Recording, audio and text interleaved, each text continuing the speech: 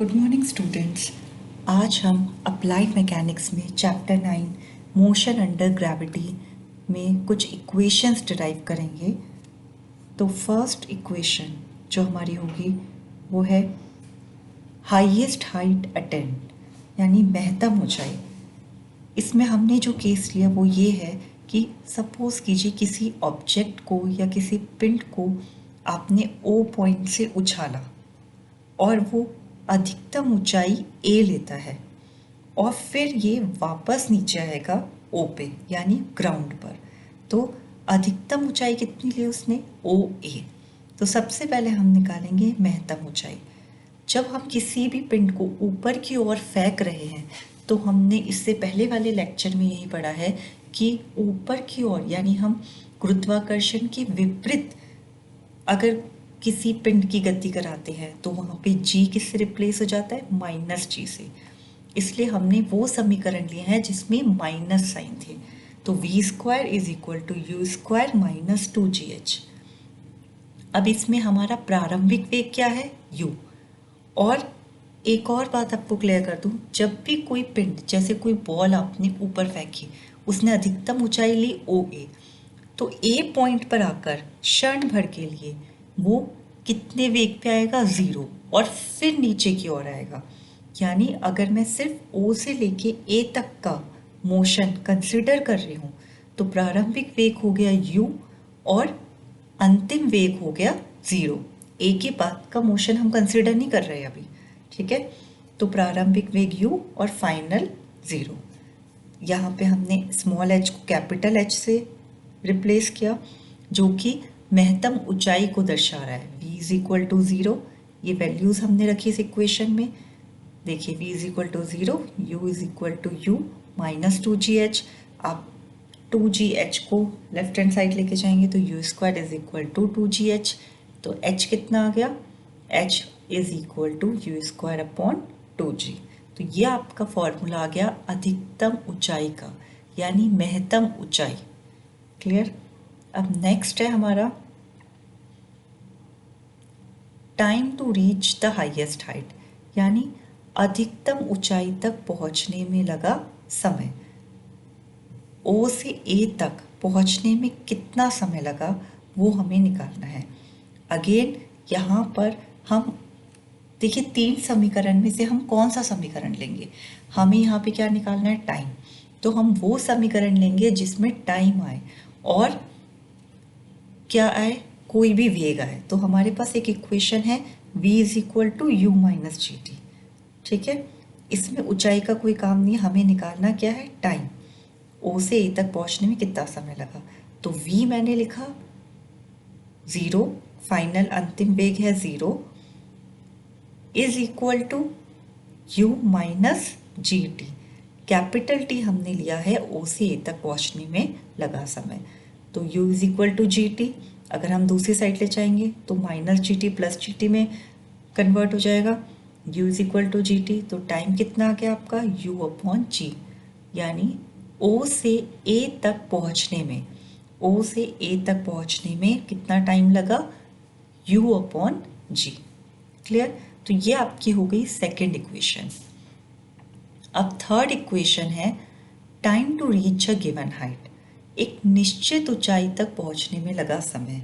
देखिए अगर बॉल को हम ऊपर की ओर फेंक रहे हैं और वो अधिकतम ऊंचाई h लेता है, तो सपोज कीजिए हमने कोई एक पॉइंट लिया P, जो कि बीच का पॉइंट हो गया कहीं, जहाँ की ऊंचाई कितनी है? h।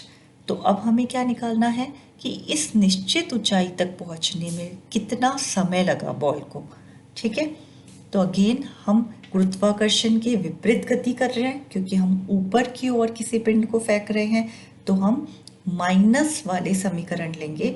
इसलिए h is equal to u t minus half g t square. Clear? अब इससे हमें टाइम निकालना है। आप 2 का एलसीएम लीजिए और फिर 2 को क्रॉस मल्टीप्लाई कर दीजिए। तो एलसीएम लिया तो यहाँ पे 2ut minus g t square आ गया, और इसमें जो अपॉन 2 था उसे मैंने क्रॉस मल्टीप्लाई करके h से मल्टीप्लाई कर दिया। अब आप इन सारी टर्म्स को इस तरफ लेके आ जाइए, तो आपका हो गया plus g t square minus 2ut और plus 2h is equal to 0। इस इक्वेशन को हम कैसे सॉल्व करेंगे, इस तरीके से t is equal to u plus minus under root u square minus 2gh upon g. Clear. तो t के इससे दो मान आएंगे, कैसे, अगर आप देखें तो एक इसमें प्लस भी है और माइनस भी है, यानी हम एक बार तो इसको ऐड करेंगे, कैसे, u plus under root u square minus 2gh upon g, और एक बार हम इसे माइनस करेंगे तो u minus under root u square minus 2gh upon g. इस तरीके से हमारे पास दो मान आएंगे। तो ये हमें क्लियर है, जब हम एक मान हमें बड़ा मिलेगा t का, एक छोटा मिलेगा, तो t1 t2 मैंने उनको नाम दे दिए, t के छोटे मान को t1 बोल दिया, t के बड़े मान को t2 बोल दिया। अब हमें ये देखना है कि एक निश्चित ऊंचाई यानी O से P तक पहुंचने में दो समय क्यों आ रहे हैं। देखिए, जब आप किसी बॉल को ऊपर की तरफ फेंकेंगे तो पहले वो O से P की तरफ जाएगा, तो ये टाइम कम होगा, तो ये जो टाइम है O to P, इसमें हम t का छोटा मान ले रहे हैं t1। क्लियर।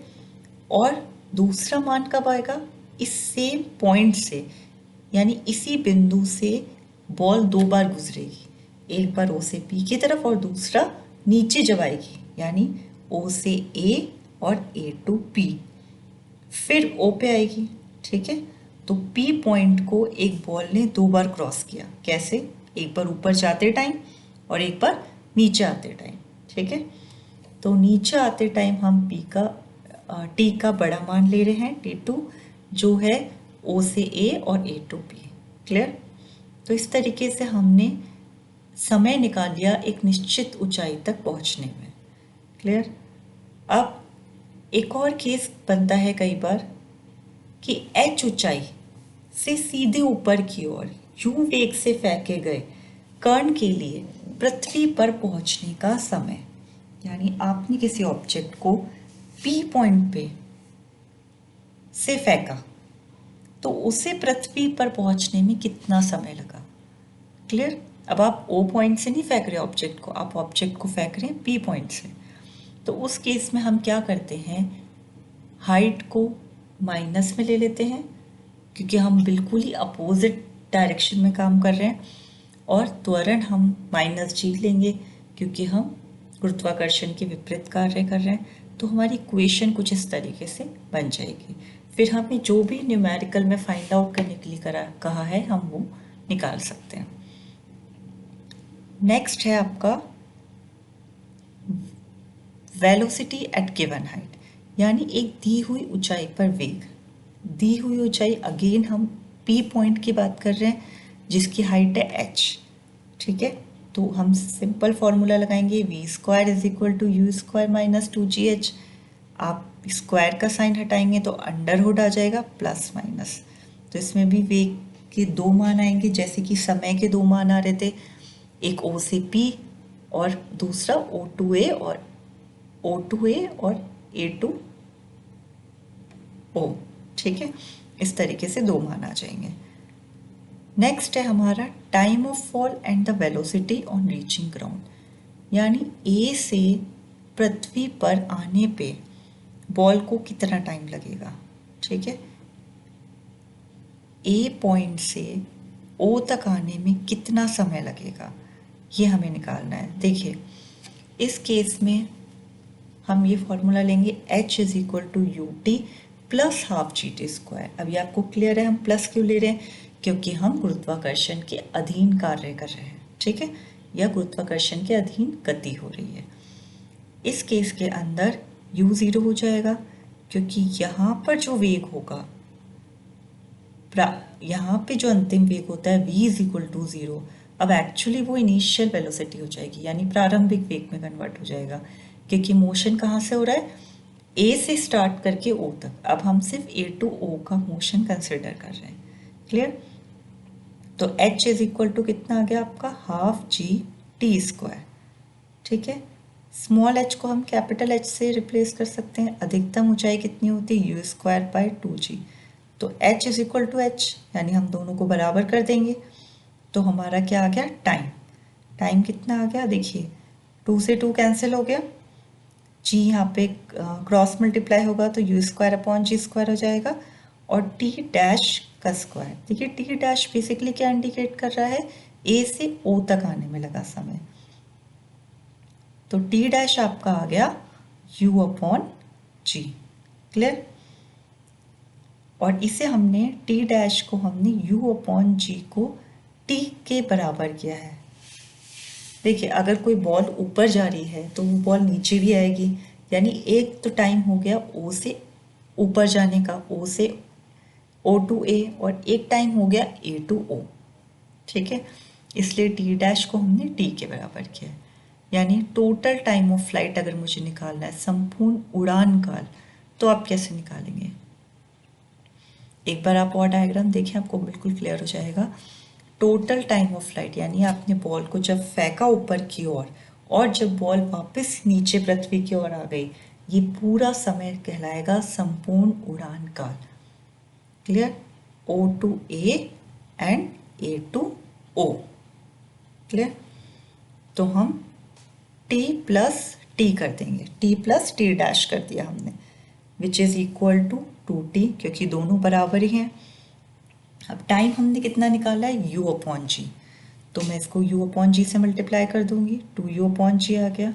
तो टोटल टाइम ऑफ फ्लाइट आपका आ गया 2u अपॉन जी। क्लियर? अब अगर हमें ये निकालना है कि वो बॉल पृथ्वी पर पहुंचने में कितना समय लगाती है, तो हम ये लिख सकते हैं टोटल टाइम कितना लेती है, 2u अपॉन जी।